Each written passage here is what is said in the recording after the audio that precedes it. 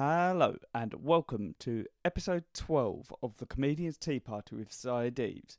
This week I have a very special guest of Abigoliah Schamaun. I love this conversation, it's brilliant. I mean, I love Abigoliah, she's great. But this conversation in particular was really cool. I really enjoyed it. I found it fascinating. Certainly one of the most fascinating conversations I've had so far. And don't get me wrong, I've had a lot of fascinating conversations, but this one was particularly cool. I was really intrigued by sort of the trip that she's taken. So listen further on and find out more about that.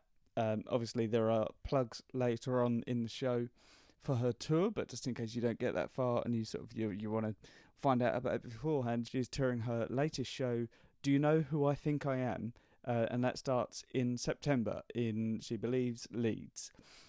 So check that out. You can find out, get tickets and the like on abigoliah.com. Or you can find her on sort of Instagram and Twitter and the like at Abigoliah. Her advice, if you can't find her anywhere, is just search Abigoliah. She's the only one.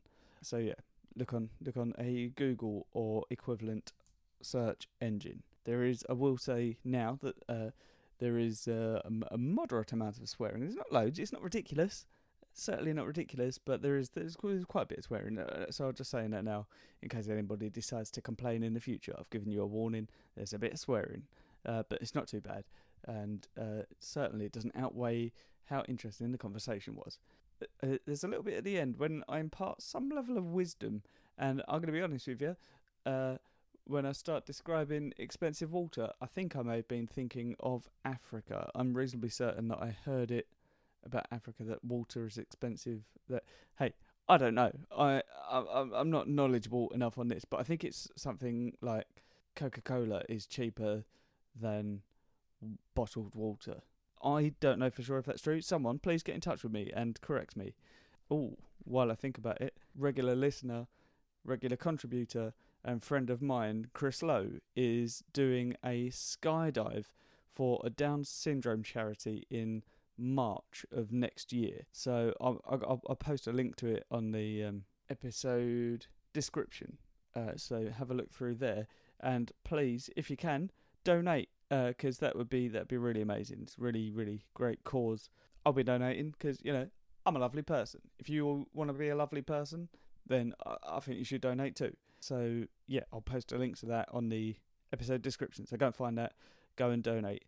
That would be very, very kind. Thank you very much. Little apologies on this episode having taken a little while to come out. I know I keep talking about it, but I'm finally actually moving next week in a few days, but the 28th of August. So sort of it's been a little bit quiet because I've been so busy sort of getting everything ready and packing and the like. And it's also going to be a little bit quiet over the next couple of weeks. There might be one or two coming out.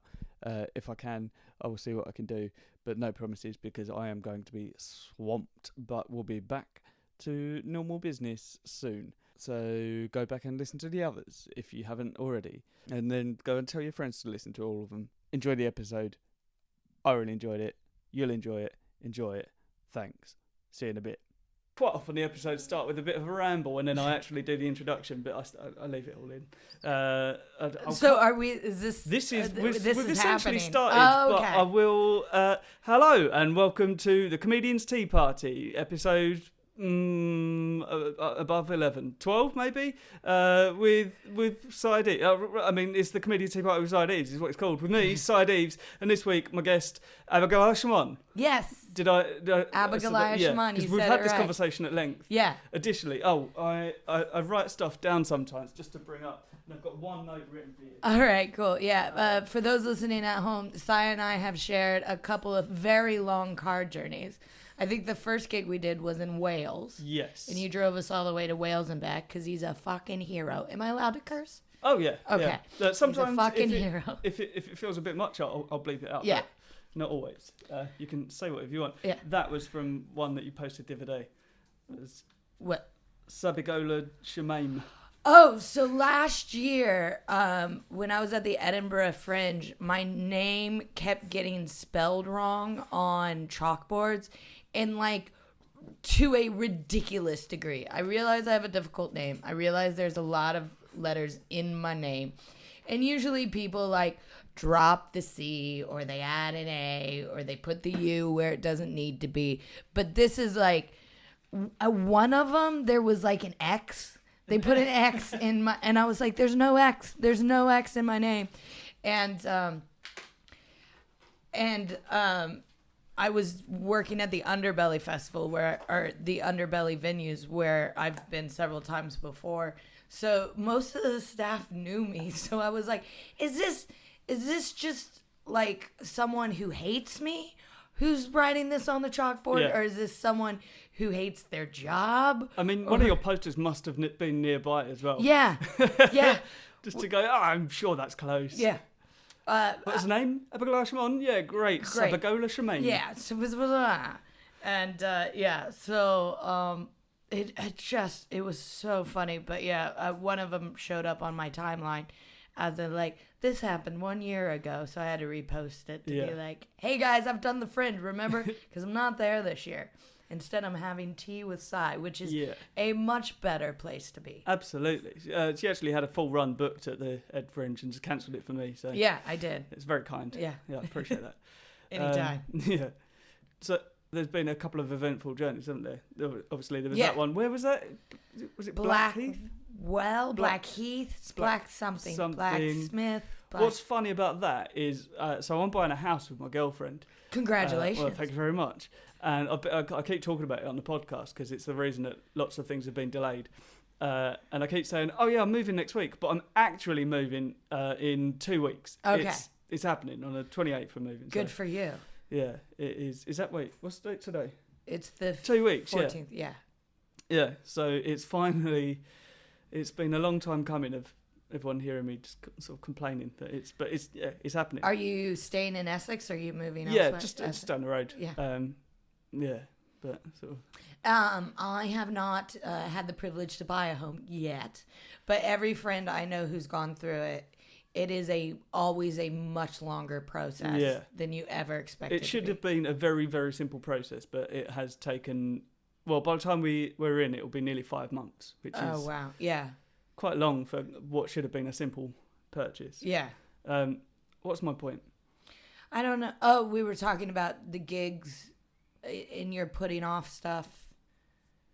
Where were you going with this? I don't know. I don't know either. Well, I'm going to listen back to it and go, you're an idiot. Like, that's where we were. Exactly what you're saying, yeah. Were you supposed to go to Wales at some point? We were talking about the time we went to Wales. Oh, no, that's what it is. So the guy that I'm buying a house from lives in the town that we did that gig. Really? Yeah.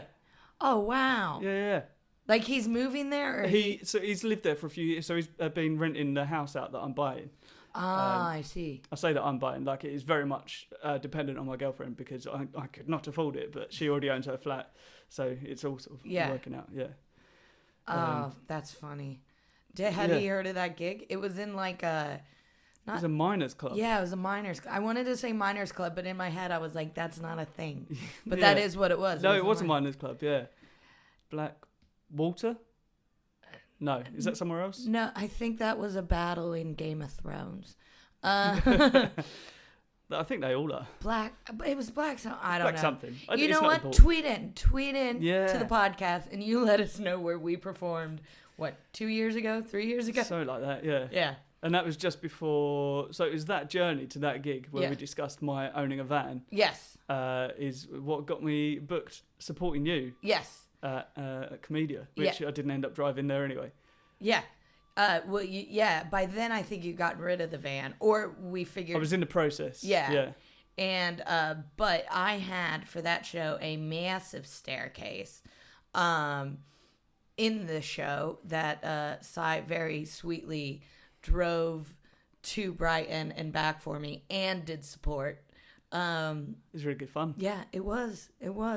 That staircase is now moved from one friend's garage to another friend's garage. Yeah. Because I can't bear to throw it out, but I have no use for it at this point. Yeah. Like, I'm like... You're just going to have to write another show that involves... Yeah, well, the people who have it now are actors. And I was like, if you want to use it for anything, I'll show you how to set it up because it's all torn down right now. I'll show you how to rebuild. You can paint it. I don't care. I'd rather it get used than sit there. And they were like, no, it'll just sit in our shed and we'll probably forget about it. And I was like, great. Just let me know when you move and I'll move it to someone else's house. Nice. Well, the house I'm buying has a garage, so... Oh, there we go. Yeah. Bring it to Essex. There we go. That sounds great. Yeah. Ugh, sorry, I'm a bit sticky. Yeah.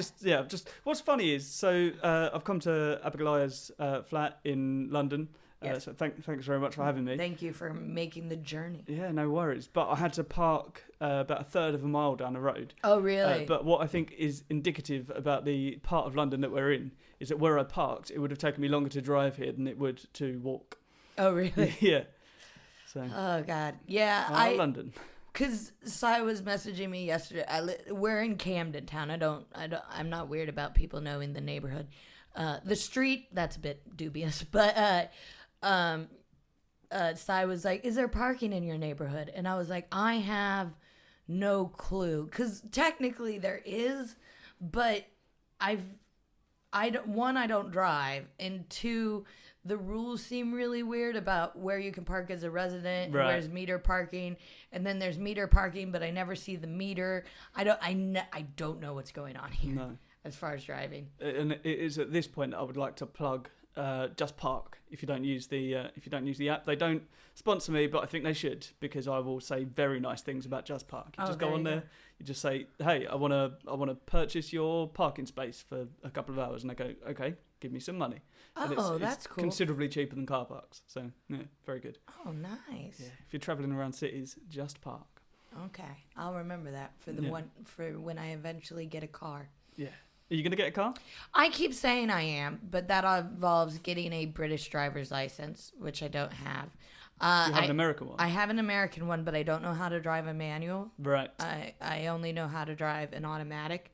And I keep spending possible car money on other things. So in 2 weeks' time, I'm going to go to America. My dad died 8 years ago. And I have wanted to spread his ashes on the top of this mountain that him and I attempted to climb twice and never got to the top of. Wow. So I'm going out to Colorado to spread his ashes in 2 weeks. That's what's been on my mind. Yeah. After this, I'm going to go buy hiking boots. Yeah. Very exciting. Nice. The trip...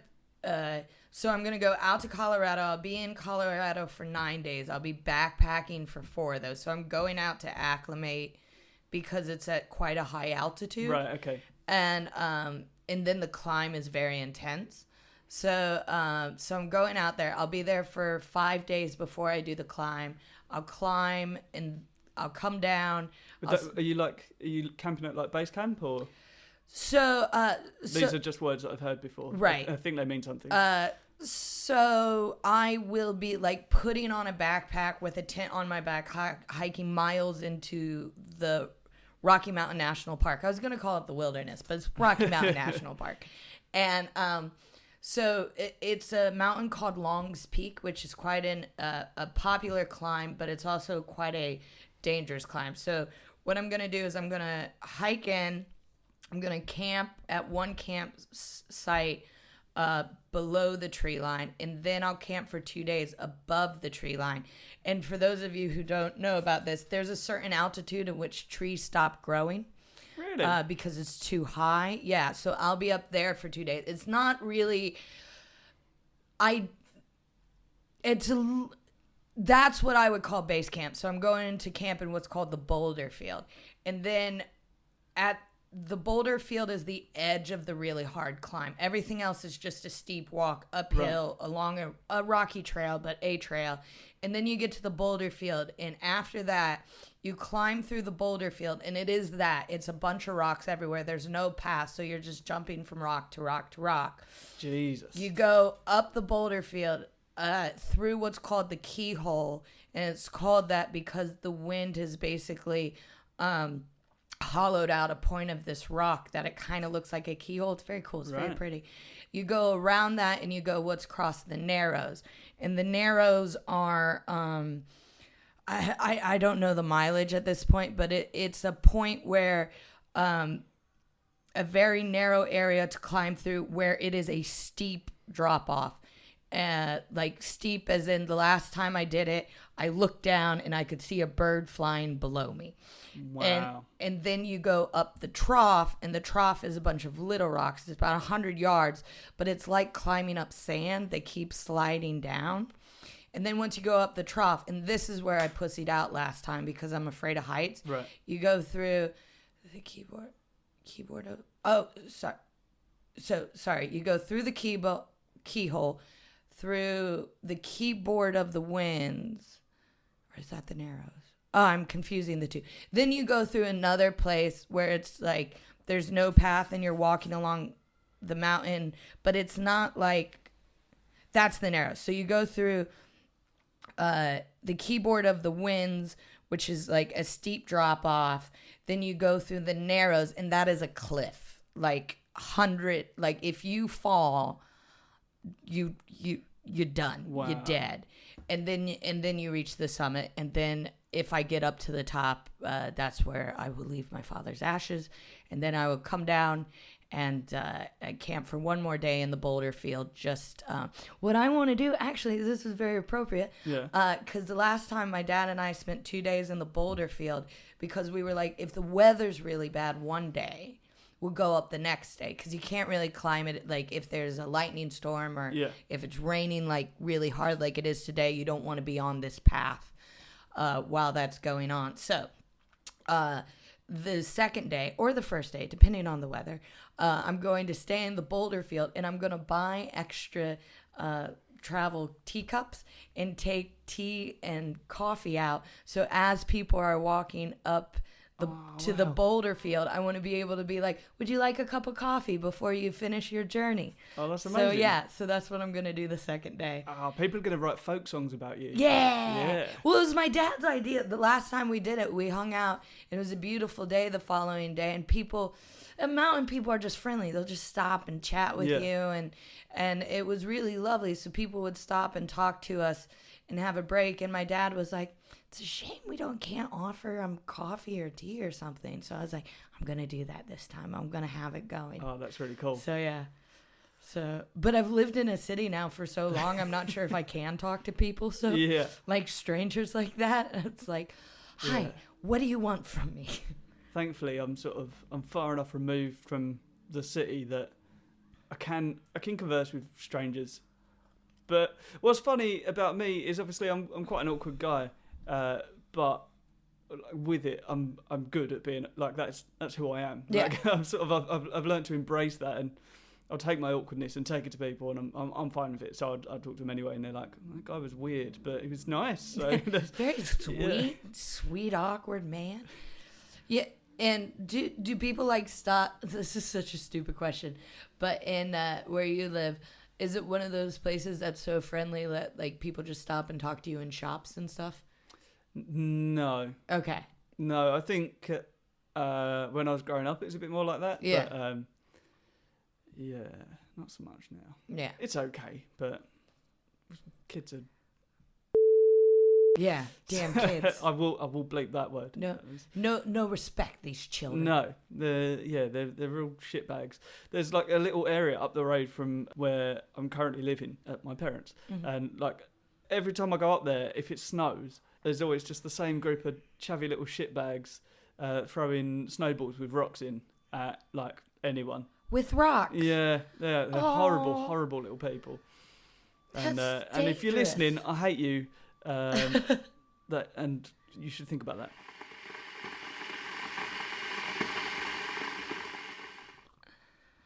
What do you think of this tea? I like it. So we're drinking one called Happy from Tea Pigs. Yes. So thanks to Tea Pigs for sending me the tea. Yeah, that's really cool. I got sent all of this tea. That's for free. amazing. Yeah, it's great. It's good. It's so it's got like apple and cinnamon in it, and it's good for a day like this. I would say so. It's very cloudy, rainy day. Yeah. Are you? I'm guessing you're a big tea drinker. Yeah, moderately so. Yeah. Yeah. No, I'm not sort of as mental as some people, but I like a tea. Yeah. Do you, when you wake up first thing in the morning, what do you have? Tea or coffee? Well, I don't drink coffee, so. There you go. Yeah. See, I I'm not a big tea drinker in my life. I first thing in the morning, coffee. And my boyfriend, obviously, he makes tea a lot. And sometimes he'll go to make himself. Did you say obviously because he's British? Yeah, he's obviously because he's British. Those listening at home. Yeah. Big fan of a milky tea. And I'll be like, oh, can you make me a tea? And he does so disgruntledly because he's like, I always make you one and you never finish it. I'm like, yeah, because it's... But I do like herbal tea. Okay. When I was a kid, I used to have little tea parties. I had like a porcelain tea set. Oh, really? And I... Drinking actual tea? Yeah, drinking actual tea. Oh, amazing. Yeah. Because that's like, it's normally sort of mimed tea, isn't it? Yeah, no, drinking actual tea. Yeah. Legend. Loved doing it. Big tea company in America. Have you heard of Celestial Seasonings? I don't think I have. So they're the ones where like they usually have a bear on their boxes or something. Okay. So it's made in Boulder, which I'm going to right after I do the climb. Then I'll go stay in Boulder. I have toured the Celestial Seasonings factory. And nice. They have a peppermint room that you go into, and it's sealed off from the rest of the factory because it's It smells great. It smells great, and it makes your eyes water. It's amazing. Nice. Yeah, it's really cool. Oh, nice. I went there when I was a kid once. Yeah, it's kind of like your tea pigs, and you know, it's I don't know if it's all organic, but it's all like, you know, it's that like family business. Yeah. You can find it in the UK. I know Whole Foods carries it. Oh, okay. And probably you can get it at Sainsbury's and stuff. But good stuff. I highly recommend. The peppermint tea is very sharp. I shall look into it. Yeah. I shall write that down when I'm listening to this back. I don't know if they still make it anymore. But again, because all I'm thinking about is this backpacking trip. Yeah. When my dad and I would go backpacking, even when I was a kid, so he would get... you can buy Folger coffee tea bags, basically. That is coffee, just in a bag, so you can make 1 cup of it. Oh, okay. It's not the best way to drink coffee, but when you're in the middle of nowhere, you really don't have the space to do like a percolator. You know. So it's an easy way to do it. But they also, Celestial Seasonings made a tea called Morning Thunder. And... I don't know. Sounds exciting. It was a lot of caffeine. My dad was like, this is stronger than the coffee. Like, it was great. And on that, the boxes are always like these painted drawings. Like I said, I think a bear is their mascot. But on the Morning Thunder one, it was a giant, not ox, not bull, bison. Yeah. Yeah, it was a giant... It was like a herd of bison, like, running at you. Nice. Because it's Morning Thunder, baby. That sounds terrifying. Yeah, it's great. And, check it out. Yeah. I'm very excited by the idea of that. Yeah, it's good stuff. Nice. I don't know, because do you not drink coffee because you don't like coffee or because it's not good for you? Yeah, I don't like it. Okay. Then I wasn't sure if it was like a caffeine thing. Oh, no. I'm all right with caffeine. I don't have too much of it. I used to drive like theatre sets around the country for a production company, and I used to drink like a can of Relentless or whatever, and I had to stop doing it because it was killing me. It's the worst. But that wasn't the caffeine. That's just... Well, I mean, that does have like a can of Red Bull has like 800% your recommended daily allowance of caffeine. Oh, really? And I think Relentless probably has more. So. Oh, Jesus. Yeah. But that would last me the whole day, like 1 can. Okay, so you weren't drinking like 4 cans. No. Yeah. But it's still horrible. If I drink too much coffee in the morning, like if I drank a whole French press to myself, or back when I had like a percolator coffee machine, or drip coffee machine, if I would drink a whole one of those, I get so caffeinated, then I couldn't do anything. Have you ever done that? You've come out the other side of like it's almost like a coffee Keyhole. It's like you drink enough caffeine that you're like, I feel great, I'm energized, I can do anything, and then you drink so much that you're like, I just have to sit in this corner and shiver until it all passes. That sounds a little bit like heroin. Yeah, it is. Yeah, it's exactly like it. So much coffee, it's become an opiate. Yeah. Yeah. I imagine after too much coffee, you probably would start to hallucinate anyway. So probably. I haven't ever hallucinated, but I have gotten like shaky and then been like, now I can't concentrate because I have so much running through my veins. Good times.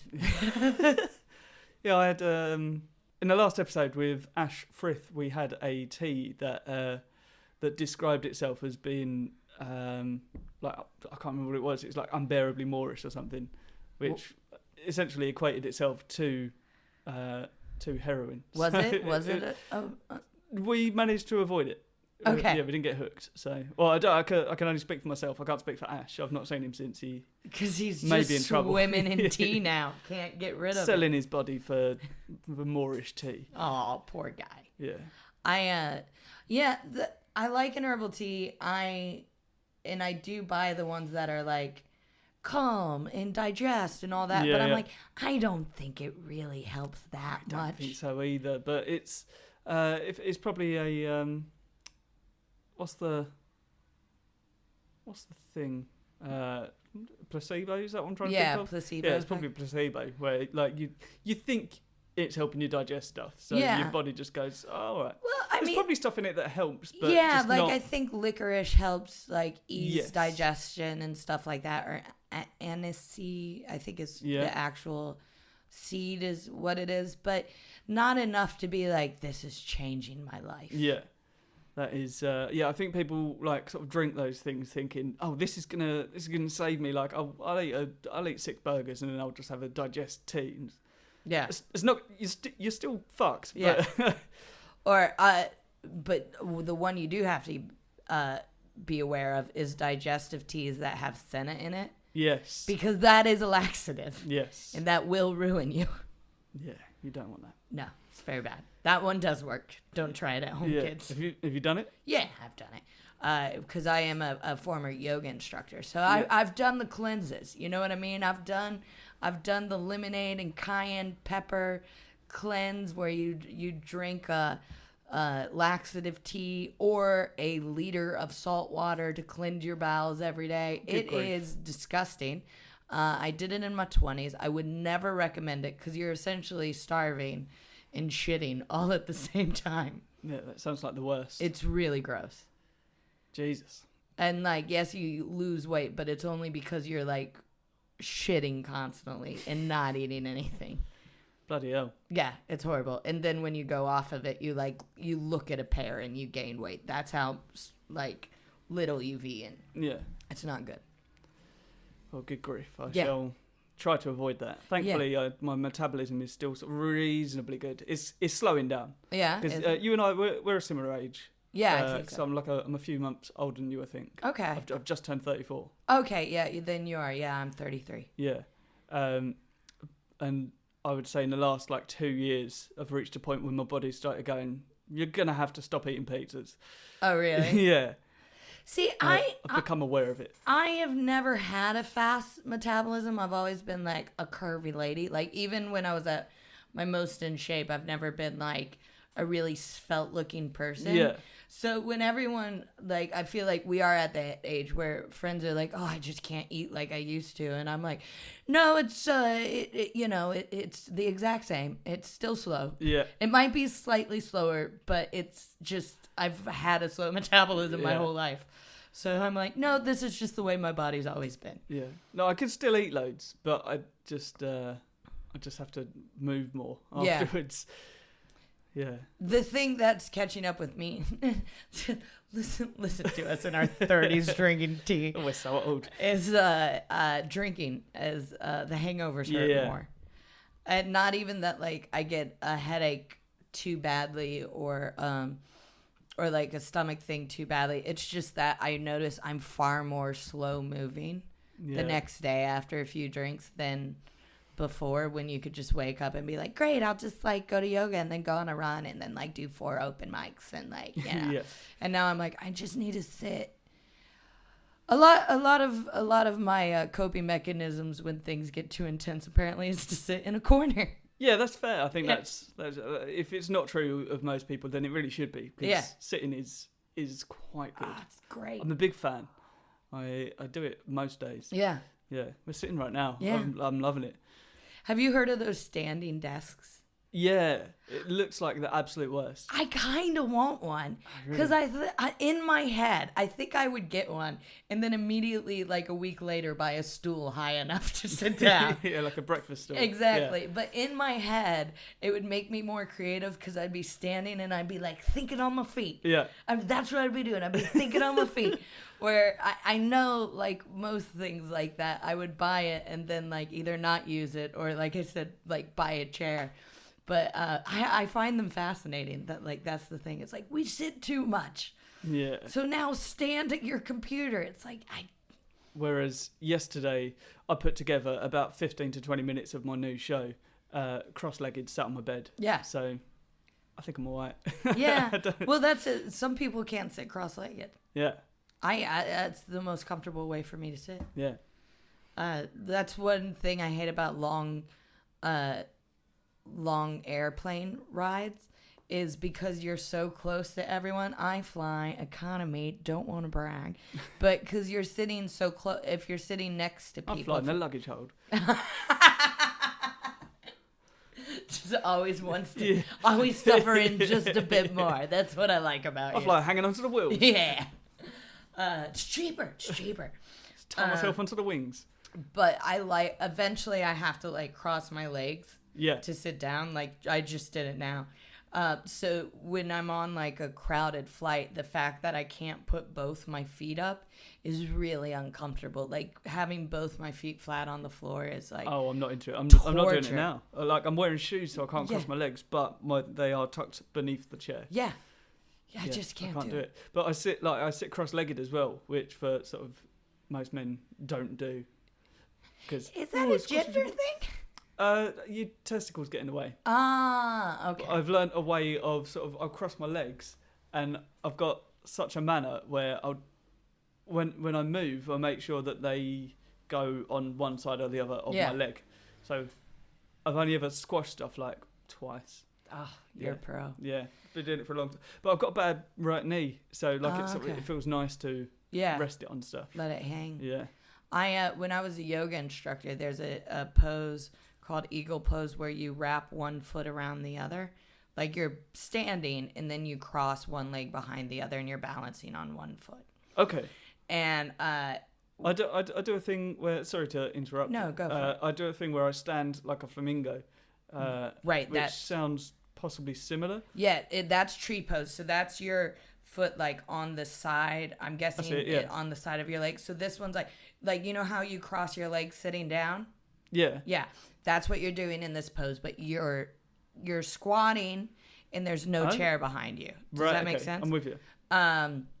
Anyways, when I was a teacher, sometimes I'd be teaching that pose and I'd look out and I'd just see men, like, before they go into the pose, just unabashedly lift their dick up to be able to get into the pose. I was like, well, I have no clue why they have to do that, but it seems necessary. Yeah, because when you squash your testicles a little bit, it's unpleasant. Yeah, it really hurts. The whole point of the pose is to, like, wrap wrap your leg and really squeeze your legs together to cut off circulation to the legs, and then when you open them back up, it opens up your joints and it kind of creates a tourniquet effect in your legs that when you stand back up, it floods blood back to those joints. Sounds exciting. Yeah, it's uncomfortable is what it is, even for me.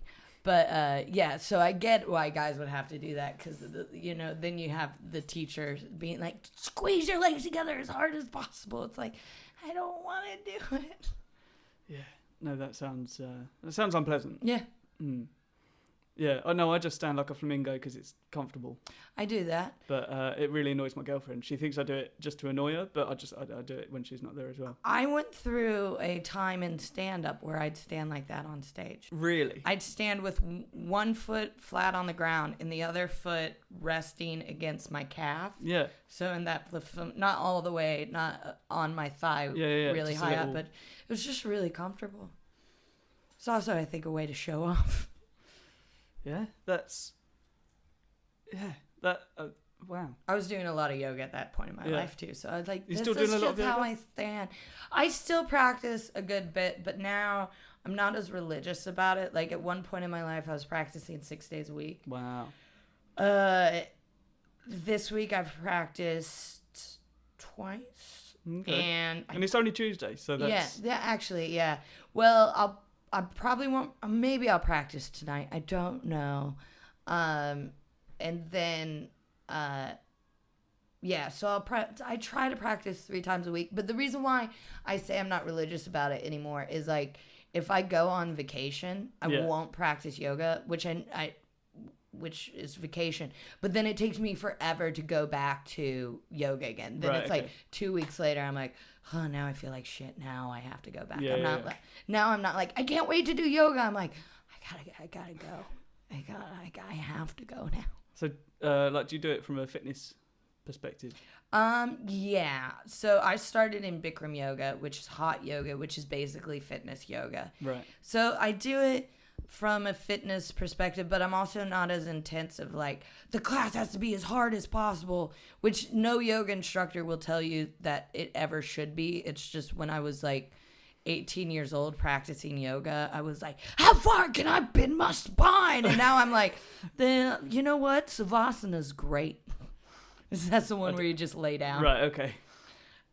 Yeah, so now I'm a lot more chill about it, and I focus more on alignment and stuff, and I'm not worried about getting my sweat on. Yeah. Like, I don't practice hot yoga hardly at all anymore.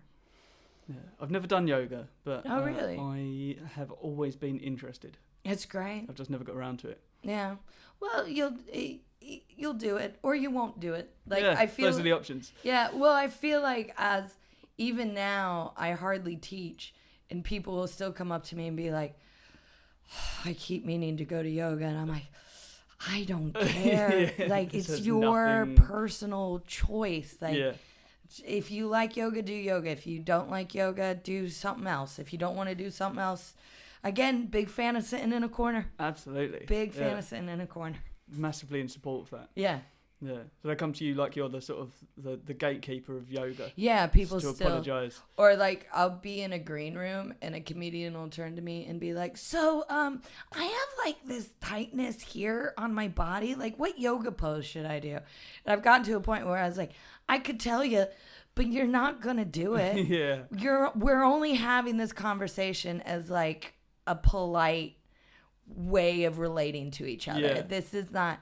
And really, like, if you are going to practice yoga, like, there are certain postures that obviously open up or stretch certain parts of the body, but you need to do a full class to get the benefits. Like, just being like, oh, I have a tight knee, so this pose will work. It's like, you really should warm everything up around the knee joint before you do any knee. You'll just have a limber knee and and tight quads, and just what are you gonna do with that? Yeah, that's not helpful. No. So, what is your? Let's just nip into tea emergency questions. Okay. What's your go-to tea? Because you said you like an herbal tea. So. I like an herbal tea. I like a peppermint tea. Yeah. I like a mint or a peppermint tea. It's warm. It's refreshing. Ginger tea for the same reason. Yeah. But more peppermint. Like, I don't drink tea as much as I used to, but when I do drink an herbal tea, I'll reach for the peppermint. Yeah. I always like with peppermint, it sort of tickles the back of my eyes. Like I can feel it. Yeah. I can really breathe. Woohoo! Yeah. It's quite exciting. A bit of a weird rush. Yeah. I like. What's yours? I gotta ask. Just breakfast tea. Breakfast yeah. tea. I'm not excited. See, I never got into breakfast tea, and that, of course, is the big tea over here. Yeah. That is I think my favourite tea that I've had so far. That if I was going to go back to a sort of an herbal tea, I mean, I quite often have just a standard green tea, but there was an episode with John Oakes, and we had jasmine pearls, and it was delicious. Yeah. Yeah. I mean, you look interested. Do you want to try it? Yeah. Yeah. Let's. I'm gonna do it again. Right. Let's have a second tea. All right. Let's do it. Yeah. Welcome back. We've got you've got the aforementioned jasmine pearls. Yes. And it turns out that was the last one I had. So I am having a Tea Pigs Superfruit, both from Tea Pigs. All This from smells Tea really Pigs. nice. It's delicious. Yeah, you're in for a treat. Oh, that is good. Yeah. So it's got jasmine flower in it, right? It's jasmine and green tea. Yeah, I can see. So when I took out the tea bag, listeners at home, it was actual little pearls. Yeah. And Sai said they would open up once they got wet, and they have. Yeah. This is magic. It's magical. It's tea. incredible, isn't it? How do you feel about Magic. Big fan. Regular green tea with nothing out, no jasmine, nice. no honey? I can't have it all the time. It's sometimes I find it a little bit bitter. Yeah, that's like when it has like honey or ginger or now jasmine. This is really nice. This is lovely. My go-to is a sort of a fruity. I can't remember. I can't remember what it's called. Irrelevant. Fruity tea. Yes, fruity tea. Fruit Loop tea. Yeah. Do you have a favorite brand? No. Another tea. I didn't realize how much I knew about tea or had opinions about tea, as it were, until we did this podcast. Yeah. But you know the brand Yogi Tea? Yes. So they make one, it's like called chocolate something or choco something. Oh, okay. And it's got barley, what's it called? Barley root or something in it. So it's naturally sweet and it's got cacao beans in it. Oh, so wow. it's like, it's kind of like a weak hot chocolate. And if you put... That sounds amazing. Yeah, if you put like milk or if you do like the alternative milks, like coconut milk is really good in it. Well, that's then another... you get the coconut and the chocolate. Yeah, sorry. No. Dove straight into interrupting you, which is very rude. Yeah, no. What would be your go-to alternative milk? Additionally, further question. There's been a sort of a point of contention a little bit, and we've renamed alternative milks because that suggests that it is inferior to milk. So what we've come up with is PPJ, which is pressed plant juice. Ooh, I like that. And that's it. Seems to be sticking. But do you have any other options? Any I like a coconut milk. I'll go for an almond. I prefer like unsweetened ones, and that's why I like the coconut, is because like you can actually taste the coconut, whereas like with almond milk you can't taste it. Although whenever I buy, what do we call them? PPJs. Whenever I buy PPJs, I put them in my coffee. It's never as good as like when I go to a coffee shop and they like make an oat milk latte or a coconut latte.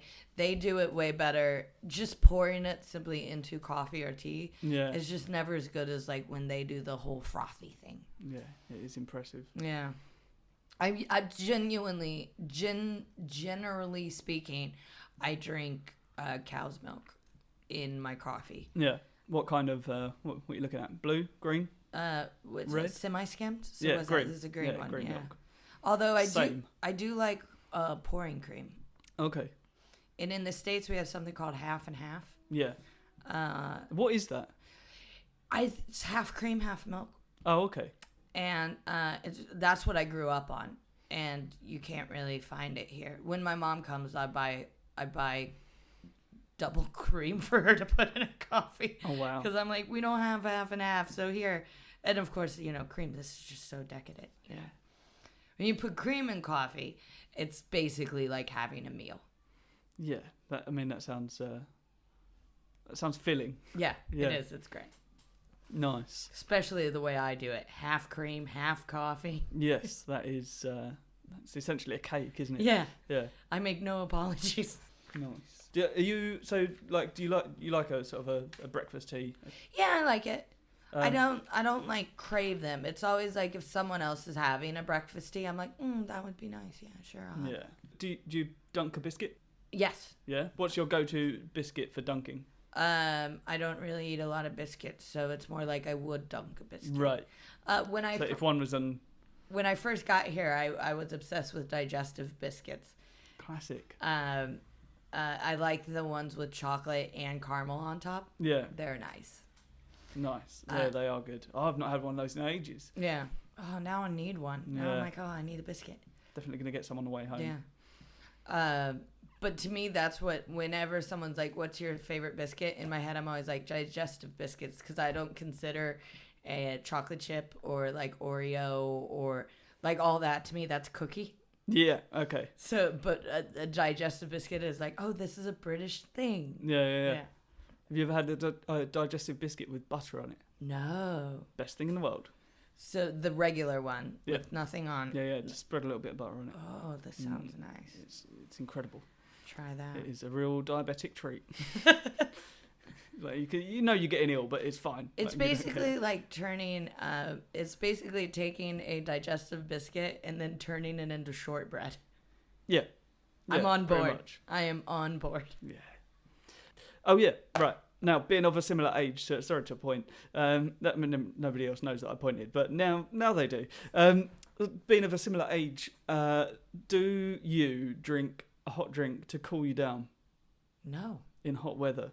No. A hot drink will only heat me up. Yeah, right. I'm of the same. A hot drink in hot weather just makes me sweat more. Yeah. Which Stuart Goldsmith pointed out, sweat is designed to cool you down. So technically. Oh, I see. No, I wouldn't do that though. I would. I don't think that's the intended, because it's supposed to regulate your body temperature and bring your body temperature up to meet the heat of the room. But it just makes me sweat. Yeah. No, that's what I would classify as uncomfortable. If I want to cool down, I'll have a cool drink. Yeah, absolutely. There's I think there's a crossover age, because neither of us are old enough to drink a hot drink to cool us down yet. Yeah. But I mean, I don't know about you. You do yoga, so probably not. But I occasionally groan when I stand up from a chair. I've started doing that. Yeah. Oh, it's very sad. Yeah, you just sort of have to accept it. Or like if I've dropped something and I have to pick it up, it's like, Yeah. And since I last saw you, I've started wearing glasses as well. Yeah. But that's not. They suit you. Oh, thank you very much. And yours, you. Thank you. But that, to be fair, that's because I had surgery on my eye. So. Does usually people have surgery on their eye to not wear glasses? Yes, it's a whole debacle. When I had a surgery that was to fix a condition that I had, and it went wrong. My cornea melted, so I have someone else's cornea hand stitched into my eye. Oh, you got a cornea transplant? Yeah. Fascinating. Yeah. Did you sue the doctor? This is Ask the American. I had considered it, but what was funny, I say funny, I went to see the specialist for like the first appointment, like after I had it done, which is a few days later, and I went in there and he said, "How is it?" And I said, "Well, it doesn't hurt as much as you said it was going to." And he said, "Oh, that's good." And I said, "But it does look a bit weird." And I took my glasses off, and his reaction, a medical professional, was, "Oh shit." And I was like, "Okay, I think I might be in trouble." Yeah. Oh wow. Yeah. But he was a bit of a dick. There was talk of me losing my eye, and I didn't, so like that's cool. But yeah, it was very worrying for a little while. Jesus. Yeah. Ugh. My dad was an eye surgeon. Oh really? I don't think he ever melted anyone's cornea. No. He was pretty good at his job. Yeah. No, it's a very adverse reaction. Was it LASIK? reaction. Did you have LASIK? No, it was laser, but it wasn't that. It was a different kind of. It was a UV laser to strengthen the cornea. Okay. But I had a very rare adverse reaction to the UV laser, so my cornea melted. Yeah. So is it your left eye? Yes. Your pupil is more dilated in your left eye. Oh, is it? Yeah. Yeah, it's because I can't see very well out of that eye. Yeah.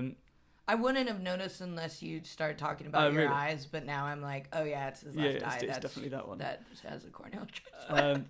But there's still some stitches in there, and there was a chance I was going to have some of them left in, but I've been on the steroid drop so that it sort of accepts the cornea for so long now that I've developed cataract.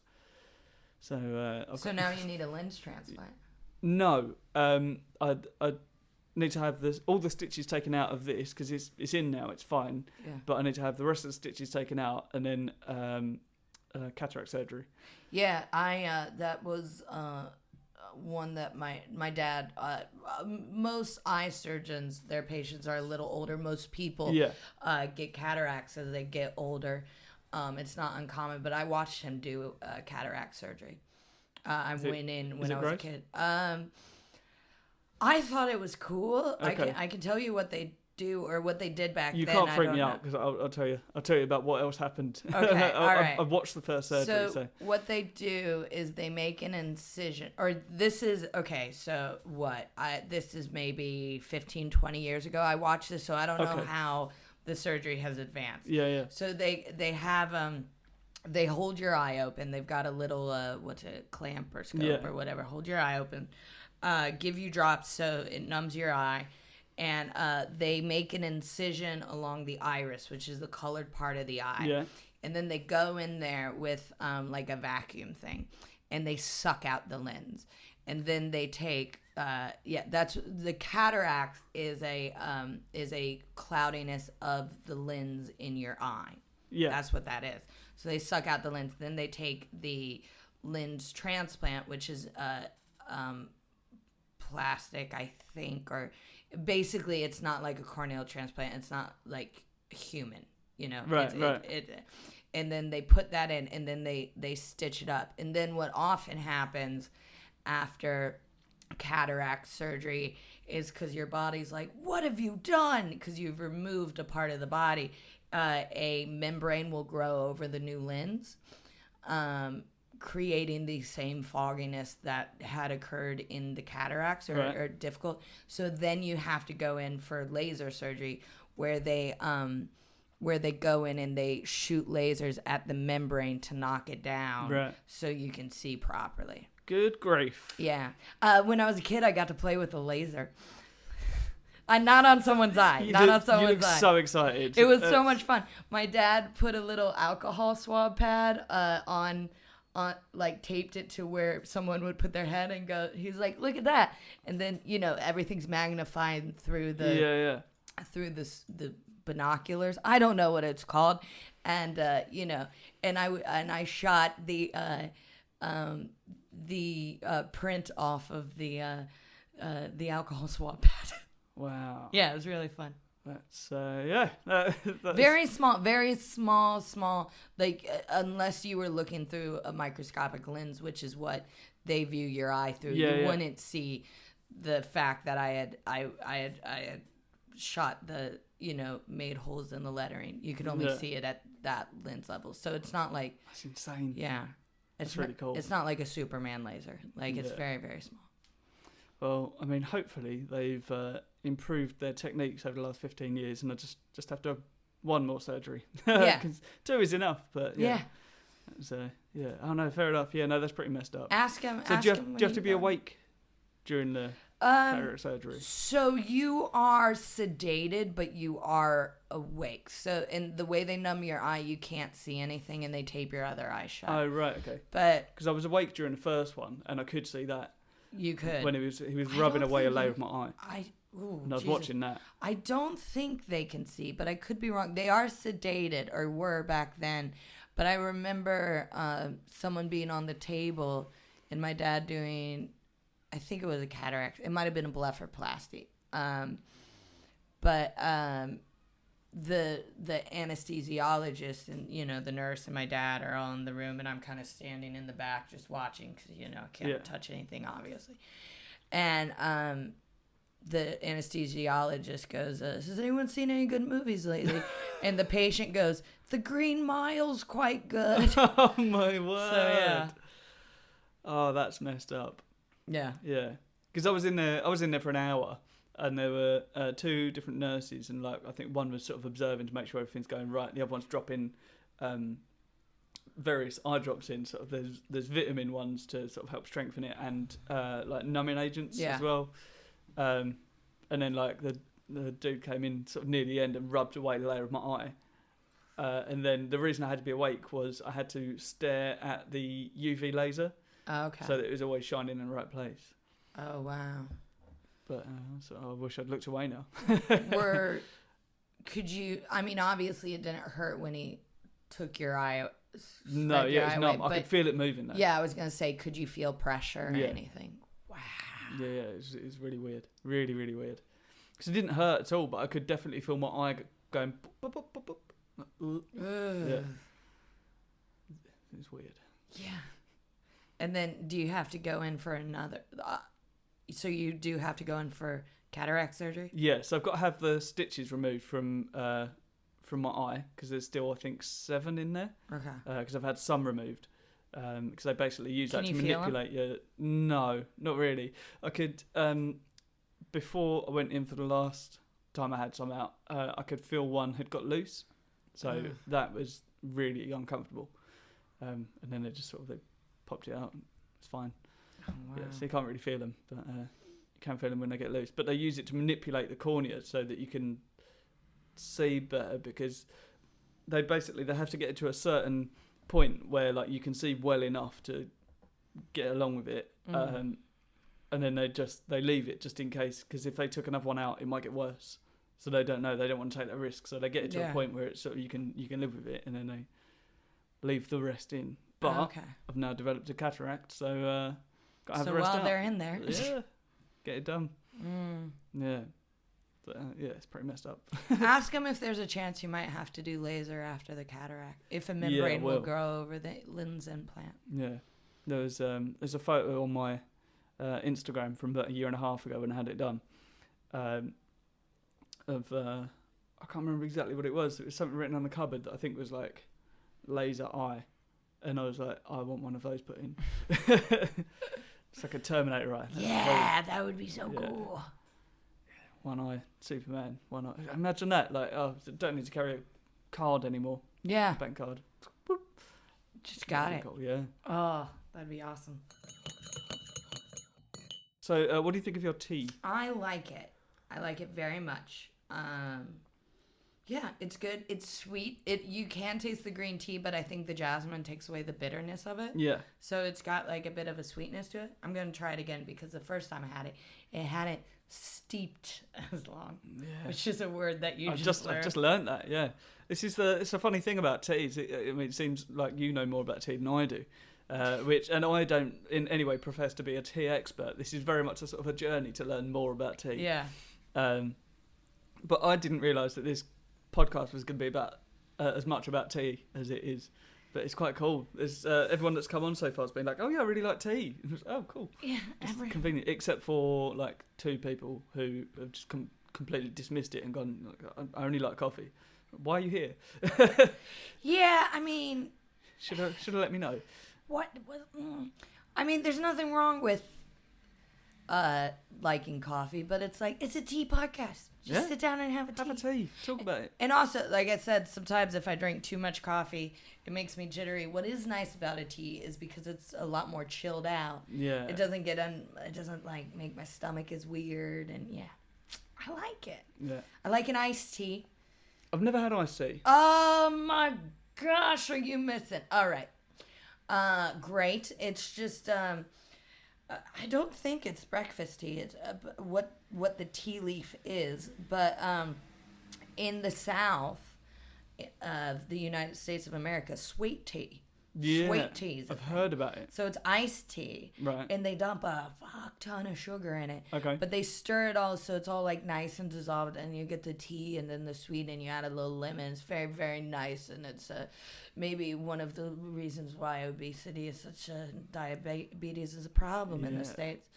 But it's so nice. My mom lives in Louisville, Kentucky now, so whenever I go out to eat there, I get sweet tea. Nice. And my mom's always like, I can't have sweet tea. It's too much sugar. I'm like, iced tea doesn't even exist in the UK. I'm going to have sweet tea while I'm home.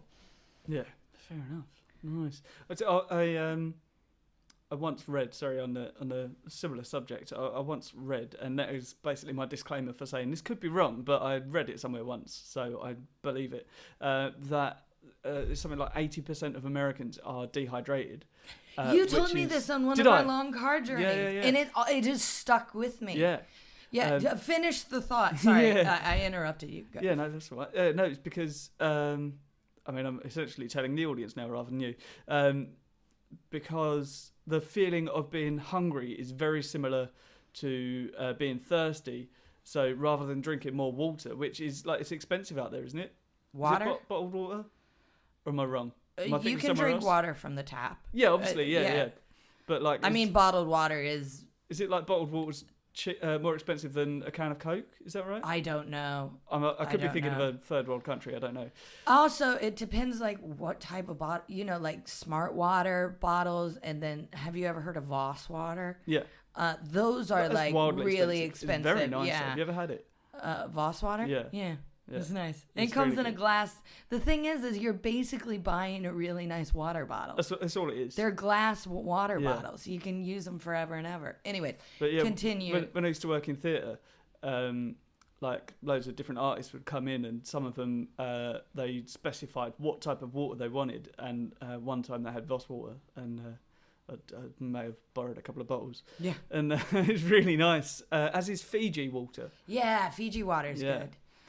But yeah, when you told me how people can like the feeling of dehydration and hunger are so similar. So they eat instead of drinking. Yeah, that has stuck with me to a point where it really has, because sometimes I'll be like, fuck, I'm starving, and then I'll be like, you know what, because I drink coffee in the morning, sometimes I'll drink a coffee in the morning and then I won't drink anything for the rest of the day, and I'm like, now because of you, I'm like, I probably might be a little bit hungry, but I also know I haven't had any water today. Yeah. So I'm far more aware of it now. Yeah. And that's, like, if you are hungry anyway, then water also helps to quell hunger pangs. Yeah. So, yeah. It's good stuff. Your body is 80% water. You need it. Yeah, absolutely. Yeah, regenerate it. Yeah. Yeah. Another reason why herbal tea is so great, it's basically just flavored water. Absolutely. Yeah, well, the super fruits one is actually delicious. Do you want to try like a little? Yeah, if you don't mind, I'll try it. It is. Oh, it smells really hibiscus. Nice. Hibiscus. That's what I was trying to think of before. It's not as like sort of as deep of a fruity flavour as sometimes you get, because sometimes I find they're too sweet and you get a tastes real like juice. Heavy. It's like Ribena. Yeah. And like it's all right. Like I like Ribena, but it's a bit too sweet. That is quite of a light of a sort of that's fruity perfect. tea. I like it. That's really nice. There you go. Ask me again if I've got a favourite fruit tea. Do you have a favourite fruit tea? Oh yeah, Tea Pigs. Their super fruits one's really nice. All right, I'll check that out. Yeah, I'd recommend it. I've not had all of them, but that so far best one. Yeah, there you go. Right, what time are we on? My parking has run out. So okay. We should wrap up. We've done well. Yes. So you've got you're touring your show. I'm touring my show. I have a show called Do You Know Who I Think I Am, which goes on tour in the fall. Which is a great title. Thank you. And it is, I think the first date is the 27th of September, and it's in Leeds. And then I go to Maidenhead, I go to Glasgow, I go to Aberdeen, Edinburgh, Guildford, Salford, somewhere else, I can't remember. But all of the dates are on my website. If you go to abigoliah.com/tour, it's all there. Cool. And I shall put that in the links at the bottom. Where are you on social medias and the like? Yeah, social media, I'm on Instagram and Twitter, at Abigoliah, which is, again, my first name. And I do have a Facebook page. If you want to join that, you can. It's up to you. I basically just put my Instagram links to my Facebook feed. So just do Instagram. It's largely all mine is, really. Yeah. That and advertising this podcast. Yeah. Yeah. I forget to ever post about gigs or anything of importance. I've got a mailing list on my website, and there's a few people subscribed to it who must be going, I think he's died. Oh, yeah. I'm always like, I'll do it email. Once a month, which means I do it every 6 months. Yeah, if that. Yeah. Yeah. Everything. Basically, if you put into Google Abigoliah, all of my information shows up because I'm the only one. So it's easy to find me if you can spell it. Yes, I mean, I like to imagine that I've got a sort of a moderately intelligent audience. Yeah. So at the very least, they can just click on the link that'll be. Because you're going to put a link because you're a professional. Yeah. Cool. But even if they can't, it's sort of. I feel like it's spelt how you would think it would be spelt. Yeah, it's phonetic. Yeah. Yeah. Abby, go, lie, ah. Yeah. Nailed it. Yeah. Nice. Well, thanks very much for coming on. Thank you for having me. Thanks for having me at your lovely flat. Cheers, thank you. And now I've got to drive back through the rush hour, which is starts earlier than. Oh well, we'll have this conversation once we get offline. No, that is one thing that Ash said about my podcast is that he likes that the ending just sort of rambles and then ends. Just ends. Yeah. Because, when you texted me being like, could we do it at this time so I miss rush hour? I was like, what time does rush hour start? Like 5, like 4:30, 5. So but it's 3:15 now. You'll still be driving? Yeah, it's like an hour and a half, probably. Oh, you live an hour and a half away? Well, it's like it's just over an hour. So, but like by the time I hit traffic, it's sort of a bit more than that. It actually took me more than that to get here. Now I feel bad for having you come that's here. all right. I thought it was quicker than that. No, I live in the other end of Essex. So. Yeah, see, I have a friend who lives in Essex who's like 45 minutes, mate. Yeah. So that's why I was like 45 minutes on the train from like Fenchurch Street. Okay. But yeah, it's all right. Well, thank you for making the trip. Yeah, no worries. Yeah, that's good fun. And I'm just trying to get as many podcasts recorded before I move because I feel like that's going to be just a cluster of. Yeah, it's cool. Yeah, thanks for coming on. Thanks for listening, everyone. Keep listening more. Like and subscribe and download and tell your friends and 5-star rating. And I love you. Bye. Bye. Bye. Thanks for listening. That was a really great episode. I really enjoyed it. I've not got much to say at this point. I've not got much to plug for myself. Just go and check her out. She's got some shows online and sort of like shows available here and there. So yeah, just go and check it out. Go and see her live. She's brilliant. She's genuinely brilliant, and I really enjoyed gigging with her. She also gave me my first ever tour support slot. So big love for that. Got some great guests coming up. Really, really great guests, and I'm very excited to record with them. I've got a few bits coming up. Go and check out my website. It's sidedeaves.com. See what I'm up to, or follow me on Instagram because I generally post more stuff on there. Just go and support. But if you can go and sort of drop a little like on any of the social media posts, if you could possibly 5-star and drop a little review on your local podcasting app, whatever you're listening to. iTunes is good because that gets us quite a lot of traffic. It's also all over Spotify, that gets quite a lot. So yeah, anything you can do, recommend to your friends, subscribe, find it on wherever you can. I really appreciate it. Until the next time, keep drinking tea and be well behaved. Thanks very much for listening. See you later. Bye.